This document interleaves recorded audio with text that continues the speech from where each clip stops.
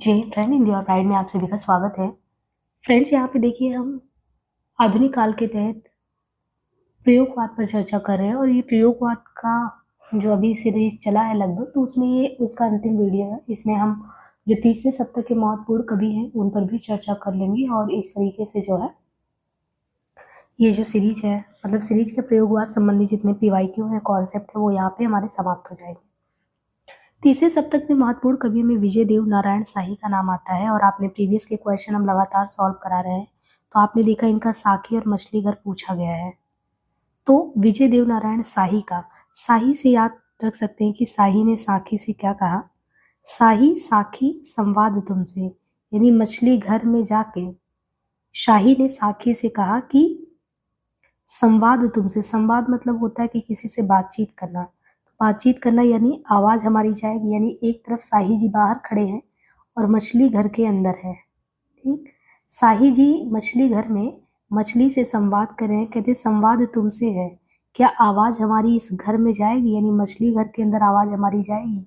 ये कौन कह रहा है? विजय देव नारायण शाही कह रहे हैं और तीसरे सप्तक के महत्वपूर्ण कवि हैं और इनकी रचनाएं साखी और मछली घर तो पूछा भी गया है और संवाद तुमसे आवाज हमारी जाएगी कहीं ना कहीं विकल्प में देखने को मिलेगा।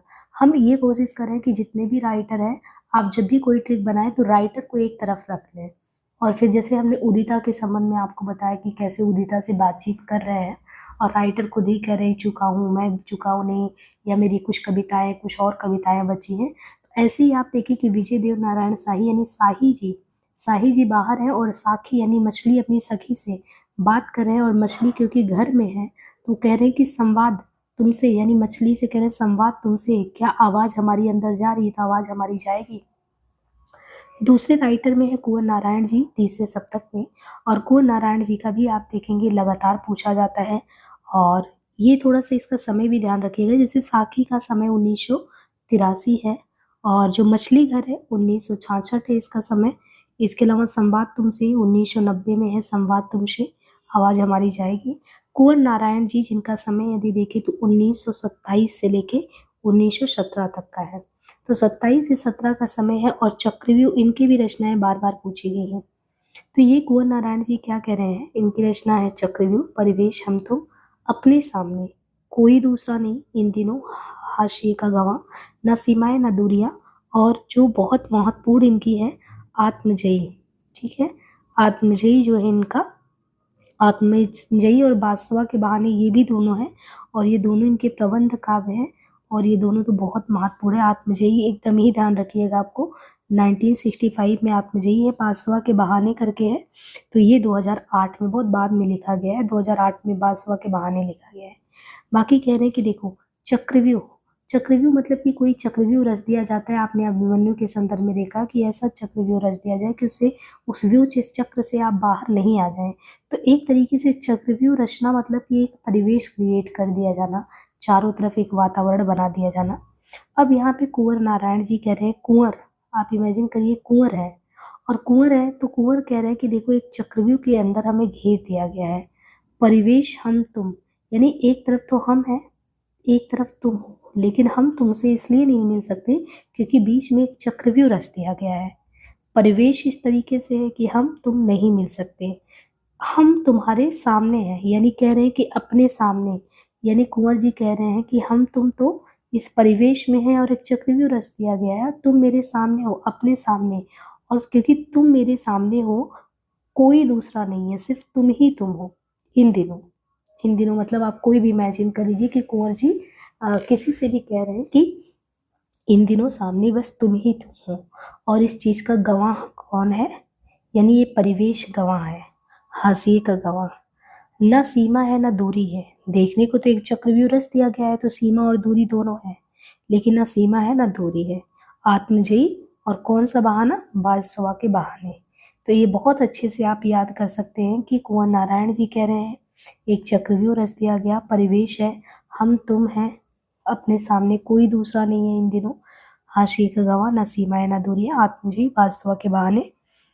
चक्रव्यूह क्योंकि कई बार पूछा गया तो इसका आप समय भी ध्यान रखिए, चक्रव्यूह है 1956 में, परिवेश हम तुम 1961 में है,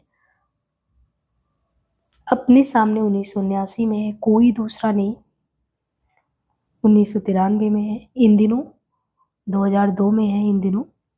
हाशिए का गवाह करके है 2009। ना सीमाएं दूरियां 2017। बाकी अनुदित है ये, और आत्मजयी 65, बासवा के बहाने 2008। तीसरे बड़े कवि में है सर्वेश्वर दयाल सक्सेना जी। इनका समय देखें तो 1927 कुंवर नारायण जी का था। सर्वेश्वर दयाल जी का भी समय 1927 ही है। और इनकी भी रचनाएं बहुत बार पूछी गई हैं, इसलिए हमें ध्यान रखना है। ये कह रहे हैं काठ की घंटी है। काठ मतलब समझ रहे हैं कि लकड़ी की घंटी है, यानी एक तरीके से ये कह रहे हैं कि जो घंटी है वो किस चीज की है, काठ की है। और जिस पुल पे आप और हम चलने वाले हैं वो कौन सा पुल है, बांस का पुल है। और बांस के पुल है, काठ की घंटी है, और इसमें आप देखिए कि यहाँ पे एक एक तरीके से नाव भी है ना, एक नाव भी खेने वाला। और हवा इधर से कौन सी आ रही है, गर्म हवा आ रही है, गर्म हवा आ रही है। तो काठ का घंटी ऊपर है, बांस का पुल नीचे है, साइड में एक नाव है, गर्म हवा बह रही है। और ये नदी कौन सी जहाँ का जिक्र कर रहे हैं सर्वेश्वर जी, कुआनो नदी। इस नदी का नाम ध्यान रखना है आपको, कुआनो नदी की बात कर रहे हैं, कुआनो नदी। और इन्हें ये समझ आ रहा है कि भाई काठ की घंटी, बांस के पुल, एक सूनी नाव है। नाव सूनी क्यों है, ये एक तरीके से इस परिवेश यानी इस जंगल का दर्द है, क्योंकि इस जंगल में कोई है ही नहीं। क्यों नहीं है, क्योंकि आप उस समय का देखो, समय है तो खूंटियों पर टंगे लोग हैं, खुल के जी नहीं पा रहे हैं लोग, खूंटी पे टंगे हुए हैं। जैसे एक खूंटी है घर में, और खूंटी पे जो है टंगे लोग हैं। ये जंगल का दर्द बयां कर रहा है। वो कह रहे कोई मेरे साथ चलने वाला है, कोई नहीं है। वो सूनी नाव पड़ा है, कुआनो नदी है, हवाएं बह रही हैं, जंगल का दर्द बता रहा है कि लोग खूंटियों पर टंगे हैं लेकिन इस नाव पे नहीं बैठ रहे हैं। तो काठ की घंटी, बांस का पुल, सूनी नाव, ऐसा आपको लगेगा कि एक एक चीज का वर्णन एक कवि बैठ के कर रहा है। और कहीं सुनसान नदी के किनारे नदी है, नाव है, पुल है लकड़ी का, हवाएं तेजी से चल रही हैं, नाम है उस नदी का कुआनो नदी। वो इंसानों को देख रहा है तो उस जंगल का सन्नाटा ये दर्द बयां कर रहा है कि लोग खूंटियों पे टंगे पर नाव पे बैठ के प्रकृति का एक तरीके से आनंद नहीं ले पा रहे हैं। और वहां पे बैठे बैठे सर्वेश्वर जी सोच रहे कोई तो मेरे साथ चले, लेकिन कोई साथ चलने वाला नहीं है। तो 1959 में इनका है काठ की घंटी, 1963 में है, 1963 में इनका है बांस का पुल, एक सूनी नाव। एक सूनी नाव कब है, 1966 में। और गर्म हवा कब चल रहा है, 1969 में। कुआनो नदी 1973 में। जंगल का दर्द 1976। खूंटियों पर टंगे लोग 1982। कोई मेरे साथ चले 1985। अब हमने ये सारे देख लिए, ठीक है। अब नेक्स्ट जो कवि हैं केदारनाथ सिंह। केदारनाथ अग्रवाल को हम लोगों ने कब पढ़ा था, प्रगतिवाद में। और यहाँ पे हम केदारनाथ सिंह को पढ़ रहे हैं जिनका समय 1934 टू 2018 है। देखिए इनकी भी रचनाएं बहुत महत्वपूर्ण हैं। कुंवर नारायण जी और सर्वेश्वर दयाल, केदारनाथ सिंह, सभी को हमने देख लिया। बच्चन जी का मानना है कि केदारनाथ सिंह ने 1960 के बाद की कविता जो है उसको संवेदनात्मक बौद्धिकता से जोड़ा है। इनके कविताओं में आपको लोक चेतना, गांव और शहर मिलेंगे, है ना, ये सारी चीजें हैं। अब देखिए केदारनाथ सिंह जो है वो कह रहे हैं कि देखो अभी बिल्कुल अभी जमीन पक रही है। तो अब मान लीजिए कि यहाँ पे केदारनाथ जी खड़े हैं, ठीक है। और ये क्या है, केदारनाथ जी कह रहे हैं कि हमें देखना किस चीज़ की बात है, तो वो एक तरीके से जमीन देखने गए हैं, ठीक है, खेत देखने गए हैं। तो वो खेत देखते हुए कह रहे हैं कि जमीन पक रही है, अभी बिल्कुल अभी मैं देख पा रहा हूँ जमीन पक रही है। और सामने वाला छोटा सा बच्चा है, कह रहा अच्छा, तो कह रहे हैं यहाँ से देखो क्योंकि तुम छोटे हो ना, तुम यहाँ से देखो, ध्यान से देखो, अभी अभी जस्ट जमीन पक रही है। और वो बच्चा देख के बड़ा आनंदित होता क्योंकि अकाल में जैसे चूल्हा रोया चक्की रही उदास, आपने सुना होगा कविता, बहुत प्रसिद्ध है नागार्जुन जी का। ऐसे वो बच्चा देख रहा कि अच्छा ये तो अकाल में सारस है, सारस है अकाल में, क्योंकि यहाँ से वो देख रहा है जमीन अभी पक रही है, खुश हो रहा है देख के। और क्योंकि वहीं पे बगल में उसको बाघ आता दिख रहा है, बाघ। तो इन्होंने उत्तर कबीर और अन्य कविताएं भी लिखी है, टॉल्स्टॉय और साइकिल भी लिखा है। वो लोग आए किस पे थे, बैठ के साइकिल पे। सृष्टि पर पहरा, मतदान केंद्र पर झपकी, मंच और मचान। मचान वगैरह कहाँ पे, खेत में बनता है, तो मंच और मचान दोनों की बात कर रहे हैं केदारनाथ सिंह। बाकी इनके में बिंब भी कविताओं में देखने को मिलता है। एक इनका है सुई और धागा के बीच में, वो इनकी कविता माँ के प्रति समर्पण है, उसका नाम है सुई और धागे के बीच में। बाकी इनकी कुछ और प्रसिद्ध कविताएं हैं, बनारस, अनागत और फर्क नहीं पड़ता। ये भी इनकी कुछ बहुत महत्वपूर्ण कविताएं हैं। अब हम एक काम करते हैं, प्रीवियस के क्वेश्चन कर लेते हैं, और इस तरह जो है हमने बहुत अच्छे से प्रगतिवाद लगभग प्रयोगवाद करीबन 10 घंटे तो 10 नहीं 5 घंटे तो लगे गए होंगे अगर 10 वीडियो होंगे पूरे तो, लेकिन मिला के इतना ही हो गया है। बहुत धैर्य के साथ हमने बनाया है, उतनी धैर्य से अगर आप सुनेंगे तो आपको बहुत फ़ायदा मिलेगा और प्रतिक्रिया देंगे तो हमें बहुत खुशी होगी। आत्मजयी देखिए फिर से वही है जो क्वेश्चन रिपीट हुआ है। तो आत्मजयी 1965 में कुंवर नारायण प्रबंध काव्य है। तो ये इनका समय भी ध्यान रखिए जो बहुत महत्वपूर्ण है। जैसे आत्मजयी 65 कुंवर नारायण प्रबंध काव्य, साई में धूप 75 में दुष्यंत कुमार काव्य संग्रह, कनुप्रिया 59 में धनवीर भारती का काव्य है, संशय की एक रात नरेश मेहता प्रबंध काव्य है। आत्मजयी 1965 कुंवर नारायण का एक प्रबंध काव्य है, कठोपनिषद के नचिकेता पर आधारित है। तोड़ने ही होंगे मठ और गढ़ सब, ये किनकी पंक्ति है, तोड़ने ही होंगे मठ और गढ़ सब। देखिए तोड़ने ही होंगे मठ और गढ़ सब, ये मुक्तिबोध की पंक्ति है। राष्ट्रगीत में भला कौन वो भारत भाग्य विधाता है, फटा सुथन्ना पहने जिसका गुण हर चरना गाता है, ये कहना है रघुवीर साहे का। कई दिनों तक चूल्हा रोया चक्की रही उदास, कई दिनों तक कानी कुतिया सोई उनके पास, नागार्जुन जी का कहना है। अशब्द अधरों का सुना भास में कभी हूँ पाया है प्रकाश निराला का है। ये कुछ महत्वपूर्ण पंक्ति हैं। निम्नलिखित काव्य संग्रहों का कालक्रमानुसार सही, तो भग्नदूत, मंजीर, चांद का मुंह टेढ़ा है, साखी। यदि आप क्रम से लगाएंगे तो भग्नदूत 1933 अंग्रेजी जी का है, मंजीर 1941 गिरजा कुमार माथुर जी का है। मंजीर मंजीर भी कई बार पूछा गया है। बाकी मुक्तिबोध का चांद का मुंह टेढ़ा तो महत्वपूर्ण है ही। साखी अभी हमने देखा। अब देखिए कैसे आप इमेजिन किए साखी। साही ने साखी से कहा मछली घर में जो कैद थी कि भाई तुम मछली घर में कैद हो, तो अब बताओ क्या तुम सुन पाओगे हमको। संवाद करने गए थे। इनमें कौन सी रचना कुंवर नारायण की नहीं है, तो अभी हमने देखा बादशाह के बहाने, पथिक, मगध, पहाड़ पर लालटेन। तो थोड़ा सा कुंवर नारायण की हमने देख लिया, बादशाह के बहाने 2008 में, काफी बाद आत्मजयी के बाद प्रबंध काम में बहुत बाद में इन्होंने लिखा। पथिक तो त्रिपाठी जी का है 1920 में, मगध श्रीकांत वर्मा का है। पहाड़ पर लालटेन, देखिए पहाड़ पर लालटेन भी बहुत महत्वपूर्ण है, मंगलेश डबराल जी का है। कौन सी रचना शमशेर बहादुर सिंह की है, पीली छतरी वाली लड़की, पीली रात, पीली आंधी, एक पीली शाम। अब यहाँ पे आपका पीला पीला वाला क्लियर हो जाएगा।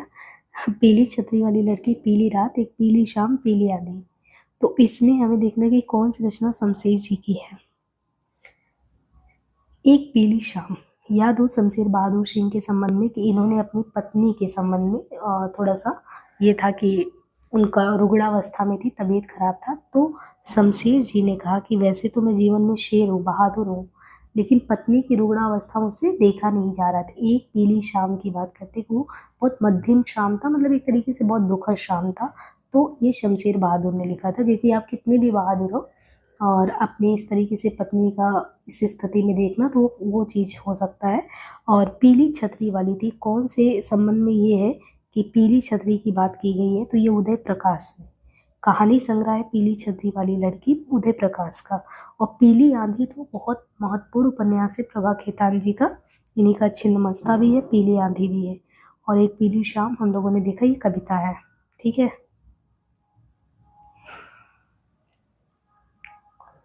निम्नलिखित में से कौन सा काव्य संग्रह शमशेर बहादुर सिंह का नहीं है। कुछ कविताएं, आज सभी आंखों से, कुछ और, काल तुमसे हो रहे। तो ये तो हमने उदिता से बात करते हुए बताया था कि शमशेर जी क्या कहते हैं। तो उदिता से बात करते हुए जो ये कहते हैं, तो वही चीज ध्यान रखना है। आज अभी आंखों से, देखिए यहाँ पे क्या है, आज अभी आंखों से काव्य संग्रह शमशेर बहादुर सिंह का नहीं।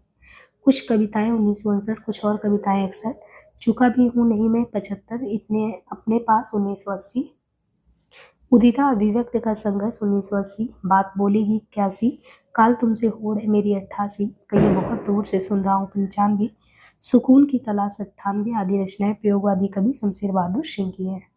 कहाँ जाऊं हर दिशा में मृत्यु से भी बहुत आगे की अपरिमित दूरियां है कविता की ये पंक्तियां किसकी, कुंवर नारायण की।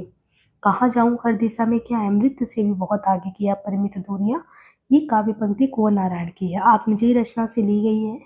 और बाकी कुंवर नारायण की रचनाओं में देखें तो चक्रव्यूह 56, परिवेश हम तुम 61, आत्मजयी 65, अपने सामने 79, कोई दूसरा नहीं 93, इन दिनों 2002, बाजवा के बहाने 2008, उड़ गया गरजता यंत्र गरुड़, बनबिंदु शून्य में पिघल गया परश्राप। ये पंक्तियां आगे की किस कविता से है, तो उड़ गया गरजता यंत्र गरुड़, बनबिंदु शून्य में पिघल गया। ये पंक्तियां प्रयोगवादी कवि अज्ञे की हवाई अड्डे पर विदा नामक कविता से है। अज्ञे प्रयोगवाद के प्रवर्तक तथा समस्त सप्तकों के संपादक थे। अज्ञे को प्रयोगवाद तथा नई कविता का सलाहकार पुरुष कहते हैं। असाध बेड़ा कलगी बाजरे की शाम, नदी के द्वीप, हरी घास पर छड़, जीतना तुम्हारा सच, शब्द और सत्य, यह दीप अकेला, सोन मछली पहचान, हवाई अड्डे पर विदा। ठंडा लोहा कविता संग्रह के रचनाकार कौन है, धर्मवीर भारती, विजय कुमार माथुर, भारत भूषण अग्रवाल। ठंडा लोहा 1952, काव्य संग्रह के रचनाकार धर्मवीर भारती हैं। मूलतः प्रेम की कवि, इनकी अन्य रचनाओं में अंधा युग 55, कनुप्रिया 59, 7 गीत वर्ष 1959, देशांतर। भारत भूषण अग्रवाल के काव्य संग्रह हैं छवि के बंधन, जागते रहो, मुक्ति मार्ग, ओ प्रस्तुत मन, कागज के फूल, एक उठा हुआ हाथ, उतना हुआ सूरज, अनुपस्थित लोग। गिरिजा कुमार माथुर का देखें तो काव्य संग्रह है मंजीर, मंजीर बहुत महत्वपूर्ण है इनका, 1941 में। नास और निर्माण 46, धूप के दान, शिलापंख चमकीले, छाया मत छूना, भीतरी नदी की यात्रा 75, अभी कुछ और, साक्षी रहे वर्तमान, पृथ्वी कल्प और कल्पांतर।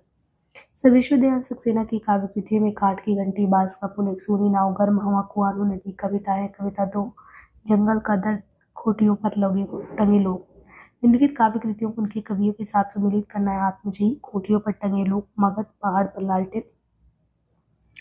देखिए आत्मजयी 1965, कुंवर नारायण, खोटियों पर टंगे लोग 82, सर विश्वदयाल सक्सेना। मगध 1984, श्रीकांत वर्मा, पहाड़ पर लालटेन 81, मंगलेश डबराल, समर गाथा, राजेश जोशी। प्रयोगवाद के प्रवर्तक के अनुसार प्रयोगवादी कवि का मुख्य तथ्य क्या था, नए काव्य उपकरणों का प्रयोग, भावुकता के स्थान पर बौद्धिकता की प्रतिष्ठा, नई राहों का अन्वेषण। तो प्रयोगवाद के प्रवर्तक के अनुसार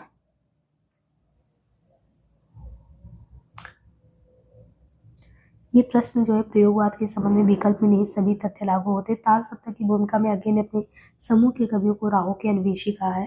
निम्नलिखित में से कौन तार सप्तक का कवि नहीं है, शमशेर, गिरिजा कुमार, प्रभाकर माचवी। देखिए शमशेर बहादुर सिंह जो है तार सप्तक के कवि, शमशेर बहादुर सिंह तार सप्तक 1943 जो है उसके नहीं है, अज्ञे द्वारा 43 में आया था। और तार सप्तक का संकलन और संपादन प्रस्थान बिंदु माना जाता है। इसमें 7 कवि थे, अज्ञेय, मुक्तिबोध, नेमीचंद, भारत भूषण, प्रभाकर माचवी, गिरिजा कुमार, रामविलास शर्मा। अज्ञेय कौन से वाद के कवि हैं, तो ये तो बार बार क्वेश्चन रिपीट हो रहा है। तार सप्तक के सभी कवि आते हैं, 1943 में ये आया था। अज्ञेय की असाध्य वीणा किस प्रकार की काव्य कृति है, असाध्य वीणा। अज्ञेय की असाध्य वीणा प्रलंब है, जो है आगे की जो है एक तरीके से, तो ये क्या है, एक लंबी कविता है। इसका मूल भाव अहम का विसर्जन है। इनकी अन्य कविताएं कलगी बाजरे की, सांप, नदी के द्वीप, हरी घास पर छड़बर, जितना तुम्हारा सर, शब्द और शब्द, ये दीप अकेला है। अज्ञेय का पूरा नाम क्या है, राय कृष्णदास कन्हैयालाल, सच्चिदानंद हीरानंद वात्स्यायन, हरिशंकर परसाई। तो अज्ञेय का पूरा नाम क्या है, हीरानंद वात्स्यायन। अज्ञेय की काव्य कृतियां हैं भगंदू, चिंता, भावरा एरी, इंद्रधनुष, रौदे हुए, आंगन के पार द्वार, कितनी नाव में कितनी बार, सागर मुद्रा। निम्नलिखित में से कौन सा कवि दूसरा सप्तक में सम्मिलित नहीं था, भवानी प्रसाद मिश्र, कुंत माथुर, शमशेर बहादुर सिंह, मुक्तिबोध। तो दूसरा सप्तक 1951 ईस्वी में अज्ञेय के संपादन में प्रकाशित हुआ। दूसरे सप्तक में 7 कवियों की रचनाओं में भवानी प्रसाद मिश्र, शकुंत माथुर, हरिनारायण व्यास, शमशेर बहादुर, नरेश मेहता, रघुवीर शाह, धर्मवीर भारती। अज्ञेय की रचना कुरुक्षेत्र, ओंकार, हरी घास पर छड़बर, पवनदूत, हरी घास पर छड़बर, बावरा हेरी, आंगन के पार द्वार, अरियो करुणा प्रभा में, कितनी नाव में कितनी बार, सागर मुद्रा, क्योंकि मैं उसे जानता हूँ, असाध्य वीणा, चिंता तथा इत्तलम आदि प्रयोगवादी कवि अज्ञेय की रचनाएं हैं। कुरुक्षेत्र तथा ओंकार दिनकर की तथा पवनदूत हरिदास की। कुआनो नदी, नाव सब हमने समझाया आपको। ये कुआनो नदी, कोठियों पर टंगे लोग, जंगल का दर्द, एक सूरी नाव, गर्म हवा, काठ की घंटी, बांस का पुल, ये सब सर विश्वदयाल सक्सेना का है। बाकी हरी घास पर छड़बर, आंगन के पार द्वार, अरियो करुणा प्रभा में, कितनी नाव में कितनी बार, सागर मुद्रा, साध वीणा, इत्तलम सब अज्ञेय जी का है। धरती दिगंत, धरती दिगंत उस जनपद का कवि हूँ, ये त्रिलोचन जी का है। और वो प्रस्तुत मन भारत भूषण अग्रवाल की काव्य कृति है। निम्नलिखित में से तार सप्तक में कौन कवि शामिल नहीं है? प्रभाकर माचवे, भारत भूषण अग्रवाल, नेमीचंद जैन, दिनकर। देखिए रामधारी सिंह दिनकर जो है वो अज्ञे द्वारा तार सप्तक में प्रकाशित किए गए काव्य में सम्मिलित नहीं है। कौन? दिनकर। रेणुका हुंकार दिनकर की प्रमुख रचना है। तार सप्तक का प्रकाशन अगर देखें तो 1943।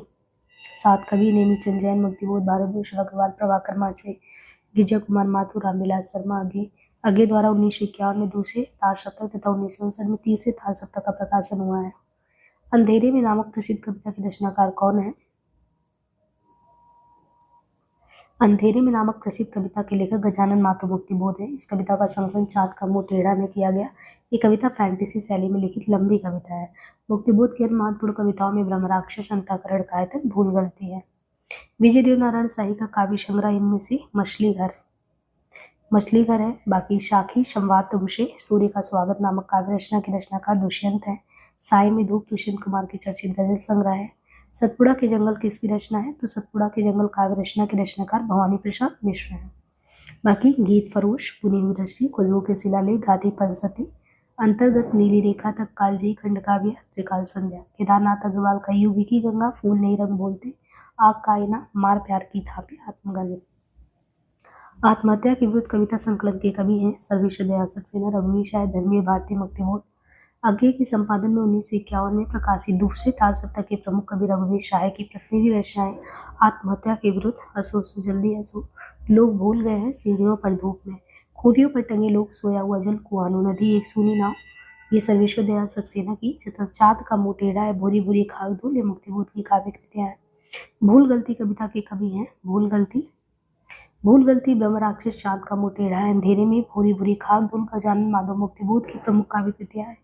युगधारा, सतरंगे पंखों वाली, प्यासी पथराई आंखें, भस्मांकुर, तुमने कहा था, नागार्जुन यानी वैद्यनाथ मिश्र की है।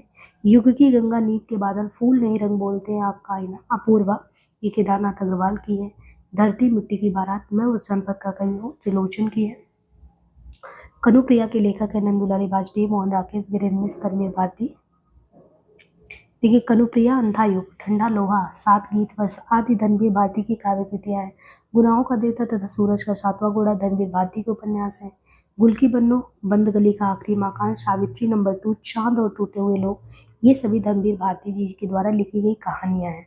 इसमें हमने पहले भी बताया गुल की बन्नो बहुत महत्वपूर्ण है। बाकी गुनाहों का देवता, 7वां घोड़ा, ये सब भी बहुत महत्वपूर्ण उपन्यास है इनके। आषाढ़ का एक दिन, मलबे का मालिक, एक और जिंदगी, आत्रा, फौलाद का आकाश, जानवर और जानवर, ये तो मोहन राकेश जी की कृतियां हैं। हिंदी साहित्य 20वीं शताब्दी, आधुनिक साहित्य, प्रेमचंद प्रसाद, नया साहित्य, नए प्रश्न, राष्ट्रभाषा की समस्या, ये आलोचक नंदुलारी वाजपेयी की कृति है।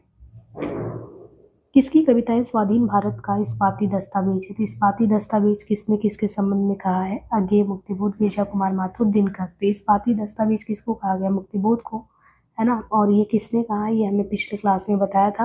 प्रयोगवादी कविता के अग्रणी है मुक्तिबोध जी। और इस्पाती दस्तावेज जो है, क्योंकि इनके में फैंटेसी है, जादुई कथा होता है, तो इनको कहा जाता है। और ब्रह्म राक्षस तथा अंधेरे में जैसी कविताएं भी लिखी हैं। चाँद का मुंह टेढ़ा, भूरी भूरी खाक धूल, ये इनकी और कृतियां हैं। सतह से उठता आदमी मुक्तिबोध का पहला कहानी संग्रह है। कामायनी एक पुनर्विचार, नई कविता का आत्मसंघर्ष, अन्य निबंध, नए साहित्य का सौंदर्य शास्त्र। अच्छा एक चीज़ है यहाँ पे, अगर आप ध्यान से वीडियो को देखिएगा तो इस्पाती दस्तावेज हमें बहुत अच्छे से, जब मुक्तिबोध के बारे में डिटेल से बता रहे थे तो बताया था किसने कहा है। आप इसको कमेंट में बताइएगा कि देखिए हमने, आपने ध्यान से देखा वीडियो। पृथ्वी कल्प किसकी रचना है? पृथ्वी कल्प भवानी प्रसाद मिश्र, गिरजा कुमार माथुर, धर्मवीर भारती, मुक्तिबोध। देखिए ये गिरजा कुमार माथुर द्वारा है। पृथ्वी कल्प, कल्पांतर कौन कौन सा है? पृथ्वी कल्प, कल्पांतर, छाया मत छूना मन। पृथ्वी कल्प है, कल्पांतर है, छाया मत छूना मन, शिला पंख चमकीले, वीत्री नदी की यात्रा, साक्षी रहे वर्तमान, धूप केदारनाथ और निर्माण मंच। अज्ञे द्वारा 1943 में तार सप्तक आया। और गिरजा कुमार माथुर की कविता में सामाजिक यथार्थ के प्रति आग्रह है। नए बिंबों, प्रतीकों और उपमानों का प्रयोग, रोमांटिक भावना, सौंदर्यबोध तथा शिल्प के प्रति सजगता है। अमन के राग के लेखक भवानी प्रताप मिश्र, शमशेर बहादुर, मुक्तिबोध, इनमें से कोई नहीं। अमन का राग, सलोना जिस्म, आओ ना तथा इतने अपने पास नामक कविताओं के रचयिता प्रयोगवादी काव्यधारा के कवि शमशेर जी हैं। मुक्तिबोध की कविताओं में चाँद का मुंह टेढ़ा है, लकड़ी का रावण, अंधेरी में ब्रह्म राक्षस प्रमुख है। दूसरे सप्तक के कवि भवानी प्रशांत मिश्र की प्रमुख काव्य कृतियां सतपुड़ा के जंगल, इदम नमम, गीत फरोश, कमल के फूल, वाड़ी की दीनता तथा टूटने का सुख है। अतिरेकवादी पूर्णता की तुष्टि करना कब रहा आसान। अतिरेकवादी पूर्णता की तुष्टि करना कब रहा आसान। मुक्तिबोध द्वारा किया गया यह कहना किस विशेष मन स्थिति का द्योतक है। भूखों के दुराग्रह से उत्पन्न असहनीय स्थिति। अतिरेकवादी पूर्णता की तुष्टि करना कब रहा आसान, ये मुक्तिबोध द्वारा किया गया ये कहना भूखों के दुराग्रह से उत्पन्न असहनीय स्थिति का द्योतक है। और ये पंक्ति मुक्तिबोध की कविता ब्रह्म राक्षस में है। प्रगतिवादी कवियों में अपनी विचारधारा से कट्टरता पूर्वक जुड़े रहने वाले कवि कौन है। तो प्रगतिवादी कवियों में अपनी विचारधारा से कट्टरता पूर्वक जुड़े रहने वाले कवियों में से कौन है। गजानन माधव मुक्तिबोध। हिंदी साहित्य में सर्वाधिक चर्चा के केंद्र में रहने वाले मुक्तिबोध कहानीकार भी हैं और समीक्षक भी। इन्हें प्रगतिशील कविता तथा नई कविता के बीच का एक सेतु भी माना जाता है। इनके द्वारा रचित कविता संग्रह है चाँद का मोटेड़ा है, भूरी भूरी खाक धूल। नई नई काव्य धाराओं के अनेक अनेक कवियों को प्रकाशित करके भी उनकी सर्वाधिक आलोचना के पात्र बन जाने वाले कवि। तो नई नई काव्य धाराओं के अनेकों ने कविताओं को या कवियों को प्रकाशित करके भी उनकी सर्वाधिक आलोचना के पात्र बन जाने वाले कवि इनमें से कौन है। अज्ञे जी। बाकी सन 1964 में आंगन के पार द्वार पर उन्हें साहित्य अकादमी से पुरस्कृत किया गया। 78 में कितनी नाव में कितनी बार के लिए भारतीय ज्ञानपीठ। इनके द्वारा रचित कविता संग्रह है भग्नदूत, इत्तलम, हरिघास, पच्छड़बर, बावरा हेरी, इंद्रधनुष, रौदे, अरियो, करुण में, प्रभा में, सागर मुद्रा। निम्नलिखित में से 7 गीत वर्ष किसकी कृति है। 7 गीत वर्ष तो ये किसकी है। 7 गीत वर्ष धर्मवीर भारती की कृति है। ठंडा लोहा, कनुप्रिया, सपना, अभी, अध्यात्म। अन्य काव्यात्मक कृति है गुनाहों का देवता, सूरज का 7वां घोड़ा, 11 सपनों का देश, प्रारंभ हुआ, समापन इनके द्वारा लिखित प्रसिद्ध उपन्यास है। निम्नलिखित में से कौन सा कवि तार सप्तक का नहीं। नरेश मेहता, नेमीचंद जैन, प्रभाकर माचवे, रामविलास शर्मा। तो देखिए यहाँ पे हमने प्रभाकर माचवे, नेमीचंद जैन, नरेश मेहता और जो है रामविलास शर्मा, तो कौन से नहीं है। ये पहले भी क्वेश्चन आया है, तो तार सप्तक के कवियों के नाम याद होंगे तो आप आसानी से बता लेंगे कि जो है ये दूसरे सप्तक के कवि हैं। देखिए एक चीज़ ये है, इस क्वेश्चन है 1943, तो उसे सिर्फ तार सप्तक कहते हैं ना। तो इन्होंने पूछा तार सप्तक के जो है कवि नहीं है, बाकी पहले दूसरे तीसरे को उससे मतलब नहीं, क्योंकि पहले में सिर्फ अज्ञे, मुक्तिबोध, प्रभाकर, नेमीचंद, केशव कुमार, रामविलास, भारतभूषण है। इनमें से कौन सी रचना धर्मवीर भारती की नहीं है। ठेले पर हिमालय, आत्मजयी, अंधायुग। तो आपको आत्मजयी कुंवर नारायण का एक कितनी बार क्वेश्चन पूछा गया है, जबकि ठेले पर हिमालय निबंध संग्रह, ठेले पर हिमालय निबंध संग्रह है। 7 गीत वर्ष गीत संग्रह, अंधायुग गीत ही नाट्य है, धर्मवीर भारती की रचना है। सतपुड़ा के जंगल किसकी रचना है। ये देखिए यूजीसी नेट के सिलेबस में भी लगा है। सतपुड़ा के जंगल गीत फरोश भवानी जी का है। बाकी प्रमुख रचनाओं में कमल के फूल, गीत फरोश, वाड़ी की दीनता, टूटने का सुख, बुनी हुई रस्सी, खुशबू के शिलालेख। इनमें से किस कवि का संबंध प्रयोगवाद से नहीं है। तो इनमें से किस कवि का संबंध जो है प्रयोगवाद से नहीं है। नागार्जुन, मुक्तिबोध, अज्ञे, भारतभूषण, अग्रवाल। तो इनमें से किस कवि का संबंध जो प्रयोगवाद से नहीं है। नागार्जुन प्रयोगवाद के कवि नहीं बल्कि प्रगतिवाद के कवि हैं, जबकि अन्य सभी अज्ञेय, मुक्तिबोध तथा भारतभूषण, अग्रवाल प्रयोगवादी कवि हैं। आंगन के पार द्वार के रचनाकार धर्मवीर भारती, प्रभाकर माचवे, वात्स्यायन अज्ञेय, भारतभूषण, अग्रवाल। आंगन के पार द्वार के रचनाकार सच्चिदानंद वात्स्यायन अज्ञेय जी हैं। इनकी कृतियों में चिंता, भग्नदूत, इत्तलम, इंद्रधनुष, रौदे हुए, हरिघास पर छड़बर ये है। कुंवर नारायण किस सप्तक के कवि हैं। तो कुंवर नारायण जो है तीसरे सप्तक के कवि हैं। 1959 कुंवर नारायण की प्रमुख कृतियों में चक्रव्यूह, परिवेशम, तुम अपने सामने, इन दिनों, आत्मजयी। तीसरे सप्तक में है प्रयाग नारायण त्रिपाठी, मदन वात्स्यायन, विजय देव नारायण साई, कुंवर नारायण, सर्वेश्वर दयाल सक्सेना, केदारनाथ सिंह, कीर्ति चौधरी। ये उपमान मैले हो गए हैं, देवता इन प्रतीकों के कर गए हैं कुछ, कभी वासा नदियों के घिसने से मुलम्मा छूट जाता है। उपयुक्त पंक्तियां जो है किस कवि की है।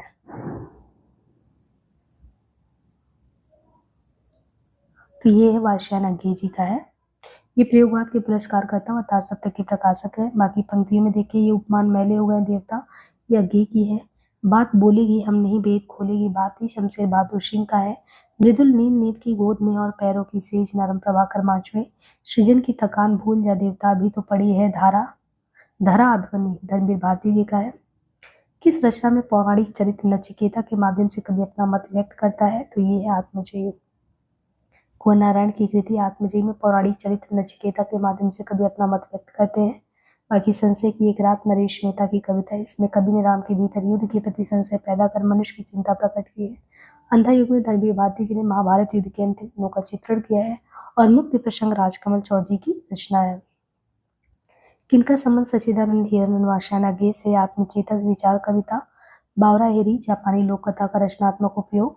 तो यहाँ पे हम देखें तो हिरण्यवासन आगे का संबंध आत्मचेतस चिंता नदी के द्वीप बावरा हेरी सूर्य को समर्पित कृति बावरा हेरी से तथा जापानी लोक कथा का रचनात्मक उपयोग असाध्य वीणा से है। जबकि विचार कविता से आगे का संबंध नहीं है।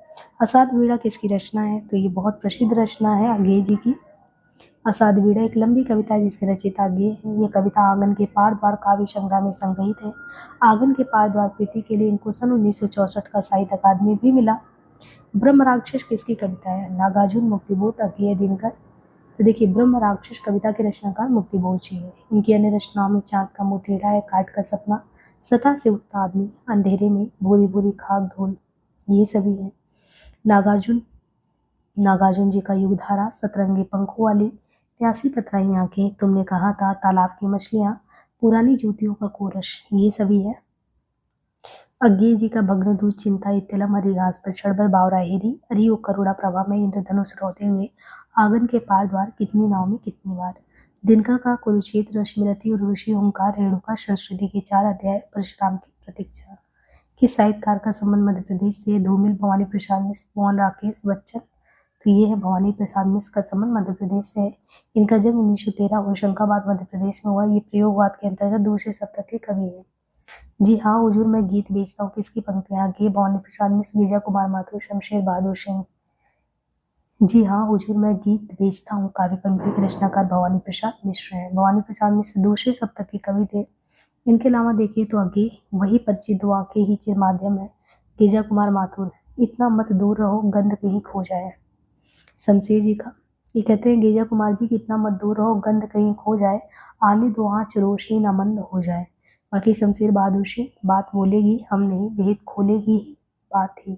तो इस तरीके से जो है हमने 975 तक यहाँ पे हम जो है अपनी तरफ से जो प्रयोगवाद से रिलेटेड जितने भी क्वेश्चन थे वो मैंने कंप्लीट करा दिया है। और बहुत अच्छे से चीज़ें आपके धीरे धीरे सारे इसमें कॉन्सेप्ट और सारी चीज़ें ले ली गई हैं, तो छूटा नहीं है। तो बस आज के लिए इतना ही। और नेक्स्ट हम कोशिश करेंगे कि अब जो आपका शुरू हो नई कविता साठोत्री काव्य और गद्य काव्य से रिलेटेड। और बाकी अपना फीडबैक जरूर देते रहे। आज के लिए इतना ही, धन्यवाद।